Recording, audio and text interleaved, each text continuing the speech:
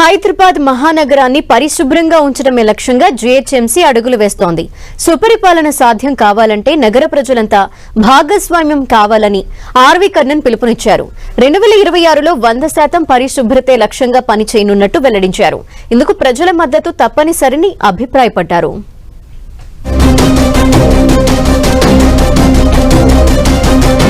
హైదరాబాద్ మహానగరాన్ని పరిశుభ్రంగా ఉంచడమే ప్రభుత్వ లక్ష్యమని జీహెచ్ఎంసీ కమిషనర్ ఆర్వి కర్ణన్ తెలిపారు.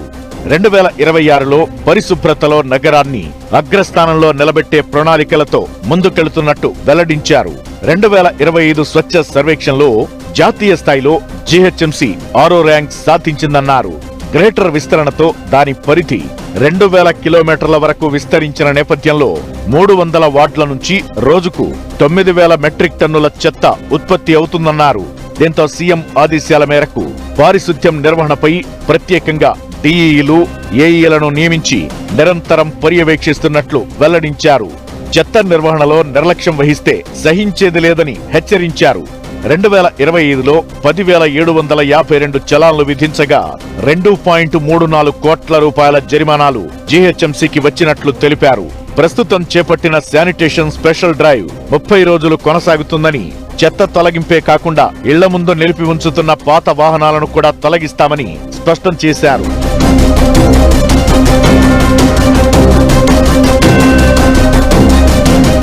ఆరోగ్యకరమైన నగరాన్ని దృష్టిలో పెట్టుకుని ఆహార భద్రత తనిఖీలను ముమ్మరం చేసినట్లు కర్ణన్ పేర్కొన్నారు. 9,656 చోట్ల తనిఖీలు చేసి 1,368 మందికి నోటీసులు జారీ చేశామన్నారు.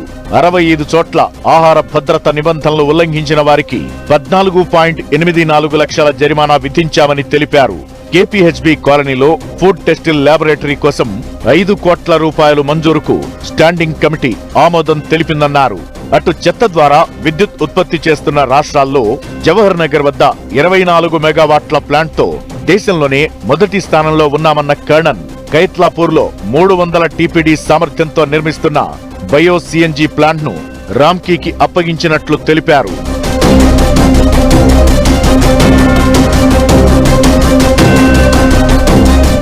ఈ ఆర్థిక సంవత్సరానికి 3,000 కోట్ల ఆస్తి పన్ను వసూలు చేయాలని లక్ష్యంగా పెట్టుకున్నట్లు తెలిపారు.